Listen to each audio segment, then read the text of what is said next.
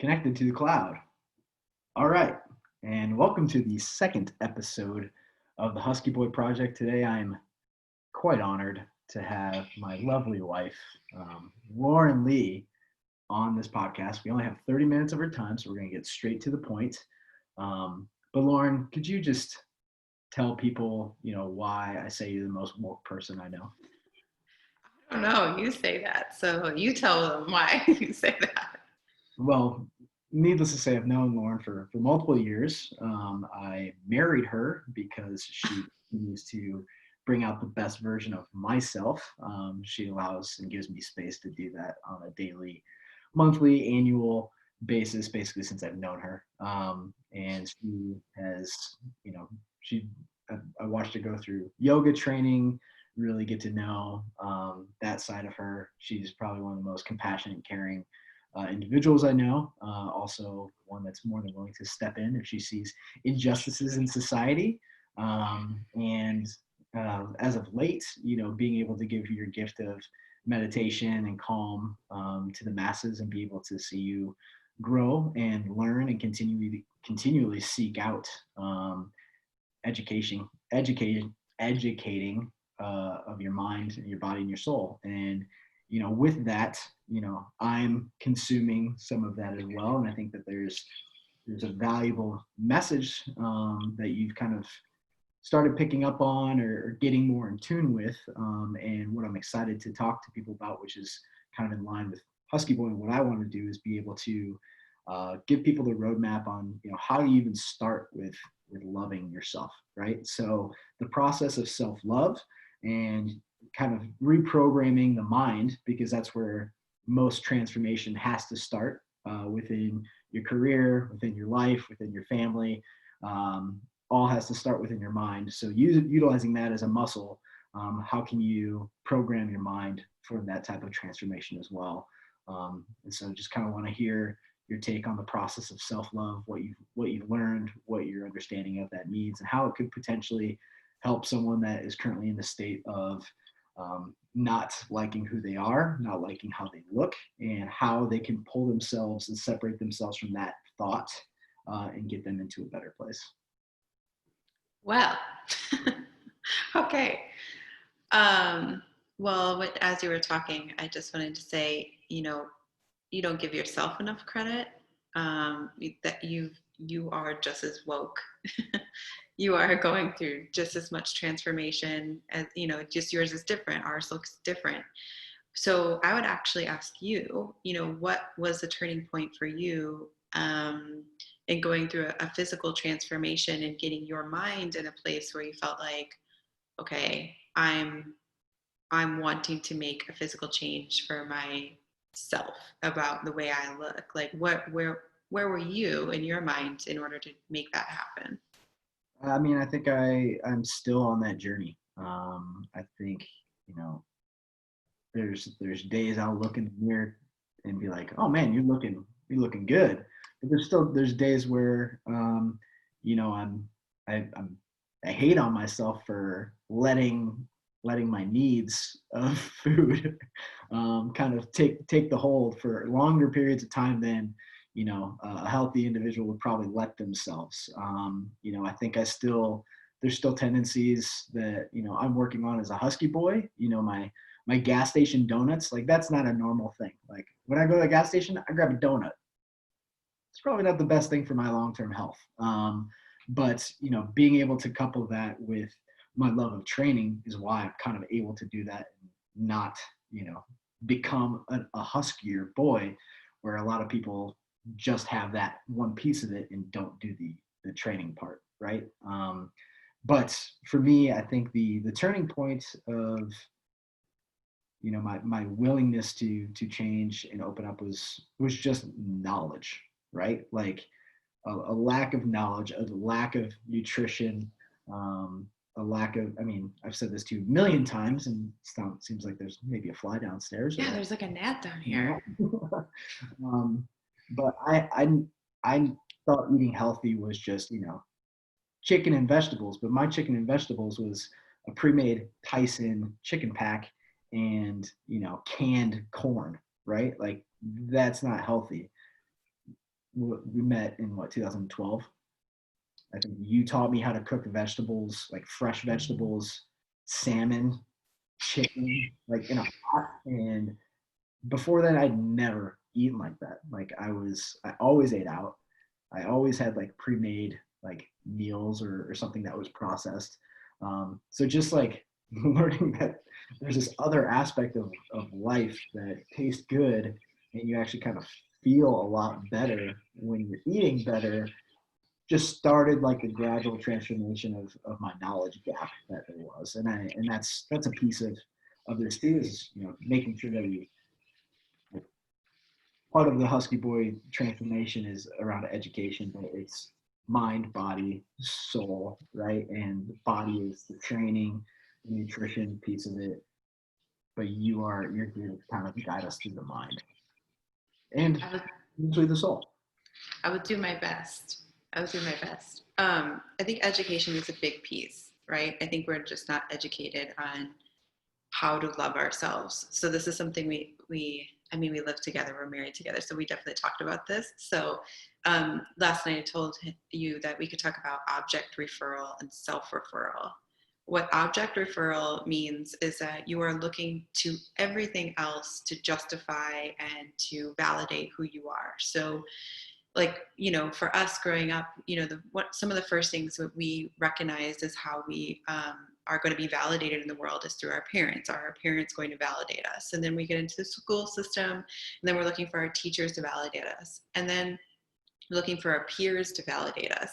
Then we're getting older, and we're going through the train of life and the system that we've just been built to operate under, and now we're looking for our jobs to validate, and so we're always looking for something outside of ourselves to validate who we are, and that's called object referral.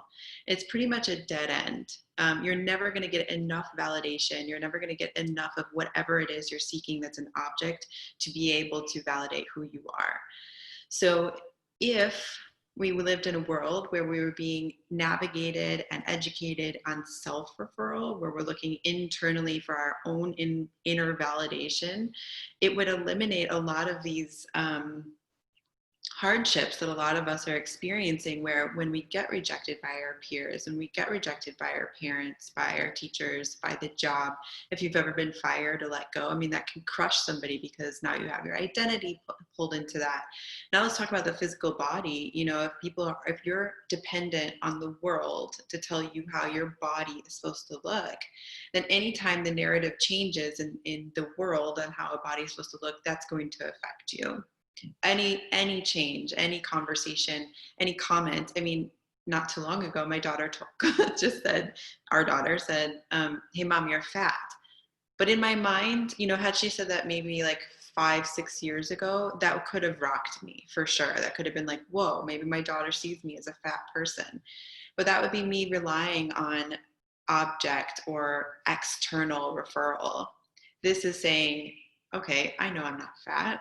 I know I'm okay. Like, I'm very comfortable with my body. And so that was a passing moment. But for somebody who doesn't have that self-referral, that inner connection of who they are, the truth of who they are, it's a very hard place to be. And so you asked, how do you start to love yourself? And I think the easiest way is to, one, know that there's no like light switch. You're not going to go from being born to like 30 years old, 40 years old, 50 years old, 60 years old, and just like flipping a switch and being like, I love myself and I love everything that it is. And maybe somebody might tell you otherwise, but I'm pretty real and down to earth. It's a process. So you're going to be in the process. You're literally going to reframe your mind and say, I'm in the process of loving myself. And for a guy, that might be a really strange place to be, because you're taught to just be really, non-emotional, non-loving, yes, very physical, based on the physical body, and not thinking about, do I love myself? Do I actually love myself, me, in the inner me? So I would say it's a process. So start where you are and know that it's not going to happen overnight. And I think it's also really important to have a process. It doesn't have to be meditation, although that's something I find meditation is a tool and a pathway to get you to your inner self.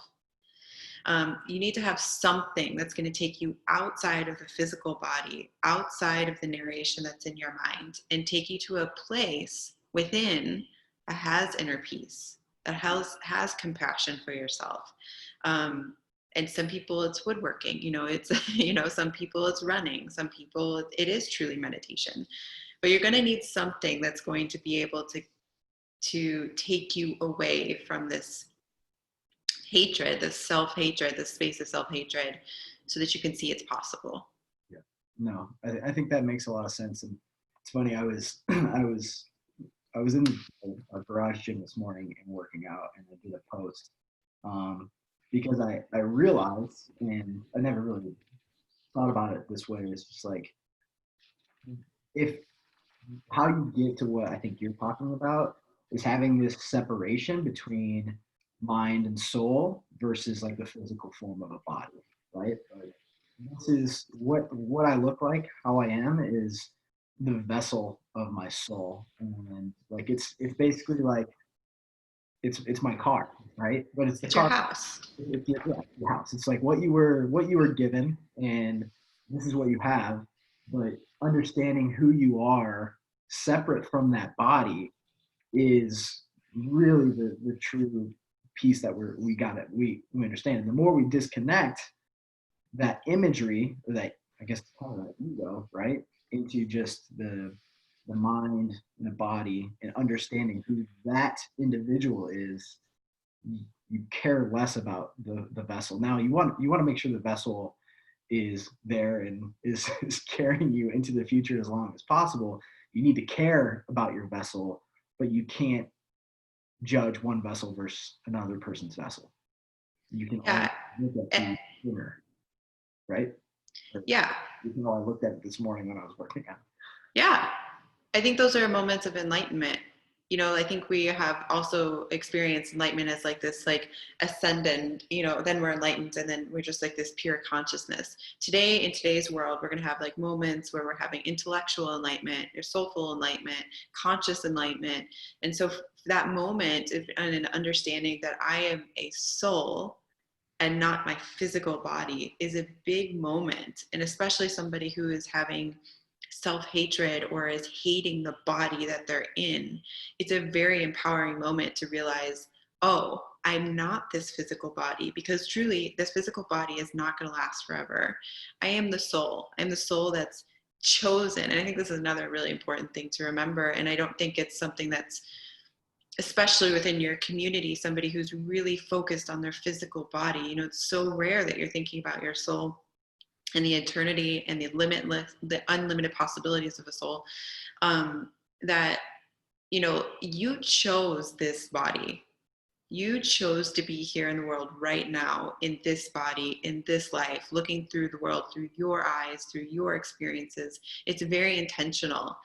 That's also very empowering, because I think sometimes we're just like wafting in the wind, thinking like, what am I doing here? Why am I here? And why would I be in this body? And it's very purposeful. So somebody who is struggling with like the physical form and feeling like, I don't like my body, there's a lesson there. And the more you're willing to say, I am living to learn the lessons of my soul, living to learn the lessons of the world and my body, the easier it will be for you to love yourself, to adjust your body so you can do the work of your soul. Like if you're eating the wrong things, not sleeping, if you're watching content that isn't beneficial to you, if you're not taking, awareness of your environment, all those things are going to ripple effect in you not being able to act on what it is you're passionate about and what you desire, all that good stuff. Yeah. You kind of hit on something regarding like purpose. Like how would an individual be able to get to like that frame of focus that you just showed, right? Like that your soul chose this body in this time frame to live these experiences for a reason. Like that in and of itself, that purpose driven life is defined for you already before you're born. And so many of us, and I would say an older version of myself was like, oh, what's my purpose? What's my purpose? But if you find that this is your purpose, I think it helps define your journey a lot better, because you already have a purpose, and you can take the experiences that you're living and ask the questions, or why am I experiencing this? And it's just, I don't know, I feel like that's way more fulfilling of a life to have. And you're just not stuck in this bubble of, I mean, honestly, like it turns into depression, right? Yeah. Yeah. Self-pity, as opposed to, oh no, I made this conscious decision. My soul made this conscious decision to be here Yeah. in this form. How do you, how would you get someone that's like, all right, super far away from that type of cognition, to at least starting to like get pulled towards that lens? Yeah. Well, we all feel this pull that there's something more. I gotta be, there's something more. I'm not just meant to be here to work, buy shit, and then die, right? Like Yeah. everybody's got that pull. Like everybody's questioning. And I think that's the inner voice, the inner soul, the higher self saying, "Hey, like there is more to this." I also want to clarify something about purpose. Here, especially in the West, we are raised and in an environment where your purpose is directly related to your job. So that's how we look at purpose. We look at purpose like, okay, what am I going to do? How am I going to make money? And then that's my purpose. Now, for many years, I believe that too. And when as I've been going deeper into meditation and understanding consciousness and understanding soul and the universe, and we can talk a little bit about that too, because I think that would be an important thing of just understanding like how this is all working. It's becoming more and more clear to me that your purpose has nothing to do with how you make money. We've just associated it. And so I think that opens up some freedom for people to say, oh, okay, maybe my purpose isn't my job. So then what is my purpose? And I think taking somebody who's like never thought about that ever, all the way to thinking about like, what is my soul here to do? Some really good questions to ask yourself is truly, who am I? Who am I? The first things that are going to come up are very superficial, ego-based, like, and not in a bad way. Like, I'm a woman, I'm a man, I'm a wife, I'm a mother, I work at this job, I own this home. It's very superficial. It's just these objects that you've identified yourself as. But if you can do the exercise where you can say, okay, if all that went away, who am I? And then if you can do this in a place where you're quiet and your eyes are closed, and you can be self-reflective, like inner reflective, you're going to start to hear these, inner expressions of maybe who you are. And it's going to be nothing to do with money. It's going to be nothing to do with a label. Maybe who you are is just a soul. Maybe who you are is just a channel for light and love. So, and you might hear something, different every day. You might hear the same thing. And the other thing to ask is, who am I? By the way, I did not make up these questions. I'll tell you where this kind of came from. Who am I? What do I desire? And what is my purpose? And I think asking those questions, no matter where you are, you're going to hear certain things, and you're going to have certain things bubble up from the inside. Don't worry about the world's telling you. And from there, you can understand, maybe my purpose is just to show up and to be here and to be friendly to people. Maybe my desire right now is to cultivate peace in my space. So it's like, it has nothing to do with necessarily like, I want to start a business. I want to start a podcast. I want to have 6-pack abs, even those are things you probably physically want to manifest and desire in this world, but that's not the truth of who you are. It's not the truth of your purpose and desires and who you are. So I think that's really good. And that might even feel far away, but I think that's a good starting place. I think that makes a lot of sense. And of course, for anyone to this that feels like they're very far away, like just know that, just ask yourselves those 3 simple questions to start. Like that's it. Like being self-reflective and being on a journey of discovering who you are at your core is the very first step into any type of change in your life that you might want to make. Can I add one more thing? Yeah. So especially for somebody who's stuck in their physical body and they're thinking like, I just don't like the way I look. And I have experienced that too myself. Like it's a young woman and, you know, being compared to like fashion models and like all that stuff that has nothing to do with me. I think all of us are being, the world does not reflect who we really are. You know, it's like this image that we've made up that is beauty and strong and whatever. Um, but if you can sit with yourself and ask yourself these questions like, okay, why don't I like the way I look? And if you can follow the train of thought, okay, so I don't like the way I look because I don't look like that. Okay, well then who told me I had to look like that? Okay, that person. Do I trust that person? Do I know that person? Would I trust them with my life? Would I trust them with my image of my body? And follow the source, right? You're going to eventually get all the way back to like what is kind of called like a source pain, right? There's something that likely happened to you that you're carrying on as a memory. And those memories are making your desires, and those desires are making your actions. And you're just on this wheel going over and over again, thinking you're getting somewhere, and you're just going in a circle. So the memory for me was, you know, not looking like other girls. Like they were very skinny, very like, you know, just skinny noses, and like everything was just small, and I just wasn't. So then that was the memory. The desire was to look like them. And so then I would take these actions in order to hate myself into being like them, right? Until I could get off that train, that was my life.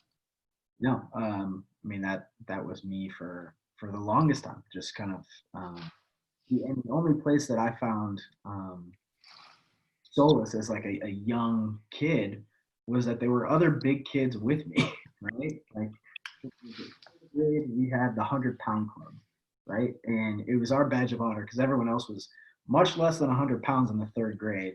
But me and two other kids were 100 pounds, and we started our own club. And then it was kind of, we made it kind of cool to be bigger. Like, oh, we're big. We're bigger than you guys. We weigh more. But again, that was kind of it was created out of an insecurity and kind of amplified as a badge of honor. And so I do think that, you know, for anyone listening, like these are the questions to ask. Most most everything, you know, from a transformation standpoint, or even you know, being husky, typically stemmed from some form of pain that we've never addressed in the past. So ask yourselves those questions. Be comfortable, you know, talking to that inner voice first in this transformation journey. Um, you know, is there anything else that you would say to, you know, say you're talking to young Darren here in sixth grade, wearing a t-shirt in the pool, and my friends think it's funny to squeeze my boobs. What would you say? How old are you in sixth grade? 11. Um, Yeah, right. Okay. There's a few things I would say. I would say, whether 11-year-old would understand this, I would plant the seed first that there is no separation between anybody. It's an illusion. It's literally something we created. So I've explained this to you before. So we have all come from the same source. No matter what you look like, no matter who you are, you come from the same source, everybody. Now everybody has their own individualized experience of source. So everybody has their own individualized experience of source. There's no separation. So if you look at our universe as like a soul, each wave is its own individualized experience of source, right?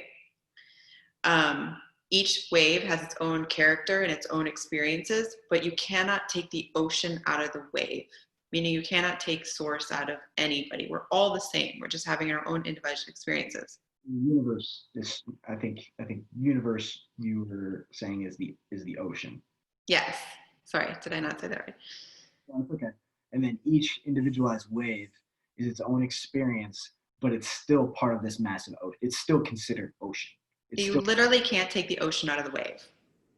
And it's the same. You can't take source out of the individual person, and we're all the source. The source is within us. And so source is like the source of creation. Like, you know, people think about God and people, but source is a really like neutral term that nobody has like charged feelings with from their like religious upbringings. Okay, so first I would just plant that seed that you're no different from anybody and they're no different from you. So, and same for like the animal kingdom and the plant kingdom, you know, like they're all just individualized experiences. So if that's true, we don't harm ourselves. We're all the same, right? I would also tell that 11-year-old that you are in control and you can set boundaries. The sooner you're going to learn healthy boundaries, the sooner you're going to feel better about yourself and your friendships. So as hard as it may be to tell another 11-year-old boy, because you want to be included, that I don't like it when you squeeze my boobs, don't ever do it again.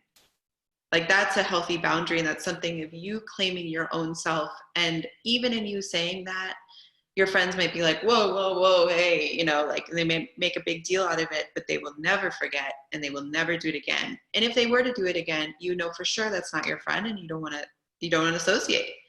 That's a hard thing for a kid to do, but learning healthy boundaries is a really important thing for a young child because people will push your boundaries, even adults. The other thing I would tell that 11-year-old kid who's swimming in the pool with his t-shirt on is, I think I would tell him, you can truly manifest anything you want in your life. And if you're feeling like insecure about your body because of the way it looks and you feel like you have to cover it up, let's learn about the human body and what it's capable of. And then you tell me what about that learning experience you would like to learn more about the human body. Do you want to change your own? Do you want to change somebody else's? Do you want to create t-shirts that are cool to wear in the swimming pool so that you can make it cool? You know, like how can you own this situation for yourself where you don't feel threatened, you don't feel like, you know, that you're different than somebody. I would basically tell him, I was about to say something terrible, but you know, I would tell him like you're in control. You have power. Profanity on the Husky. What? Profanity on the Husky project. That's fine. You probably everyone else fuck off, or what were you gonna say? I mean, my like inner mama is like, yeah. I would tell him like, hold your fucking ground. This is your body. This is your life. Don't let anybody push you around. Don't let anybody tell you who you are. You have your own inner counsel. You know who you are. You know you deserve to be here. You know you deserve to be happy. That anybody who's putting you down, anybody who's judging you, that you have the opportunity to speak up and say, no, that's not the life I'm living, and that's not the life you're going to live when you're around me. Like that voice that you just used is what this is. Like that is what it is. We are the counsel for these kids, right? Like that's what this wants to be. And this was awesome. Like I know I'm 5 minutes over your time, but I appreciate you. You're so enlightening. You're so lovely. I love you so much. Can I end on a funny story? yeah, always. So actually, one of my older cousins used to squeeze my boobs all the time because I was overweight. And my mom told me, well, defend yourself if you don't like it. And so I waited, and sure enough, he came to squeeze my boobs, and I punched him as hard as I possibly could right in the dick. Right in the fucking dick. And I got scolded by my aunt. Oh. So hard because he was crying. And then I cried. And then I went in the back room and listened to Alanis Morissette on my cassette on my CD. Thanks. It felt good, and he never did it again. But like that was, I mean, I look back now, I'm like, probably a physical violence isn't the way to solve these things. Well, let me just, I know we're over time, but let me just say something about that. we're seeing that right now in the world, that adults do not know how to channel their emotions and their feelings, and they've never been educated on how to do it. So there's no coping skills. There's no conflict resolution that we're learning as like young kids to say, I don't like how you make me feel, like with words, and then saying, here's what I want you to do. And here's what I want you never to do again. We only know how to stop something with physical force. We only know how to stop something with like this, like forceful, like, you know, or guns, or, you know, like we, as a collective, which I think is changing, but as a collective, we do not know how to express ourselves, especially men. So if there is a young person or an old person or a guy listening to this conversation, you're going to have to learn how to communicate how you feel without physical violence. Hug it out, Husky boys. What'd you say? Hug it out. Hug it out. Um, No, I think it's okay to be mad. no, hands down, definitely okay to be mad. And those are learned skills. Again, the more we educate the masses, the better everything is, right? Like that is. But Lauren, I love you. I love you too. For being a part of this. Um, Probably am not going to provide too much for your podcast, just but if you ever need me, you know where to find me. Typically on the other side of my daughter. That's on those days. Well, thank you for having me. I'm glad to be on your show and to support what you're doing. I love you. Have a good day. Love you, boo.